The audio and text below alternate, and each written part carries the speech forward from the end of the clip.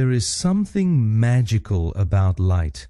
It's the first thing God says, "Let there be light." It's the beginning of everything. And yet, when you think about it, light has no form. You only see it when it falls on something. Welcome to the Sebcast, home of the #1 network for your life. Here we turn our beloved stories on their heads, look at what history might have overlooked, and discover together how Jesus invites us into a greater story where we live, work, and play. And that's where you and I come in. Genesis says, "Let us make man in our image." It's a phrase we've heard so many times that it easily loses its power. But what if God meant you are made to reflect, not to produce your own light, but to carry His? That's what Paul means in Romans 3:23. All have sinned and fall short of the glory of God. It's not merely guilt, it's a loss of reflection. The mirror has cracked. And then Christ came. Colossians 1:15 says, "He is the image of the invisible God, the perfect reflection." He shows what it looks like when a person lives in alignment with God's heart. But here's the surprise, the light is back, and He doesn't just show it to us, He shares it with us.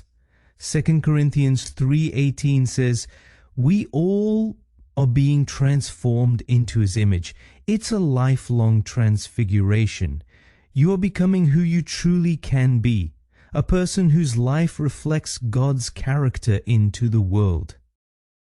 And maybe that's what the world needs most now, not people trying harder to shine, but people who reflect better.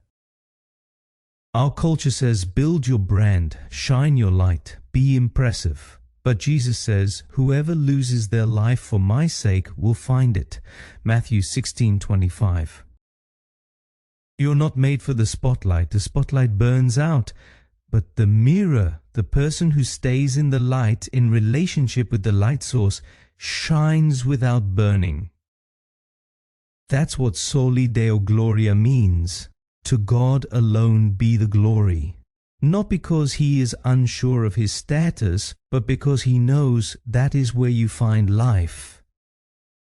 At SA Congregation, the #1 network for your life, we believe precisely this, that every ordinary life can become a reflection of God's extraordinary light.